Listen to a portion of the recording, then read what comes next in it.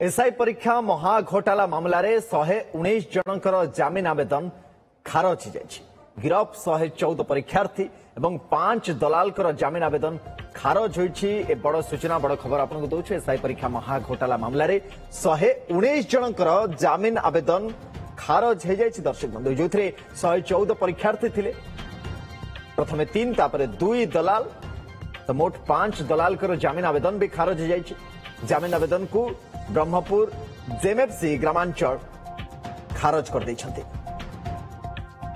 हमर जो Odisha police recruitment board से जो एसआई एग्जाम हेबार थिला अक्टोबर 5 और 6 ताको से मामला को लेकर हमर माननीय judicial magistrate first class rural Berhampur पाखे टोटाल 119 जन को गिरफ्त करके कोर्ट चालाण करा जायतिला एवं ए मामला रे समस्ते जमीन आवेदन करथिले एवं ये समस्त जो परीक्षार्थी एवं जो अन्य 5 जन अच्छा से मामलें समस्त जमीन आवेदन खारज कर देइछन्ति माननीय अदालत एवं तांको सब विचार विभागीय हाजत को पठा जाइछि। परवर्ती तारीख 14 अक्टोबर रखा जाइछि।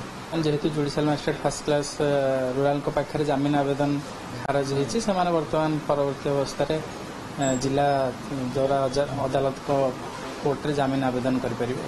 घटना को केमति देखुछन्ति जे संख्या रे परीक्षार्थी जाउथिले पूरा घटना को केमति वर्तमान तो पुलिस से गिरफ्त कर तदंत चलाई। वर्तमान गिरफ्त संख्या 119 रे पहुंची एवं परवर्ती अवस्था रे हमर जमीन आम तरफ विरोध करा खारज हो जाइछि।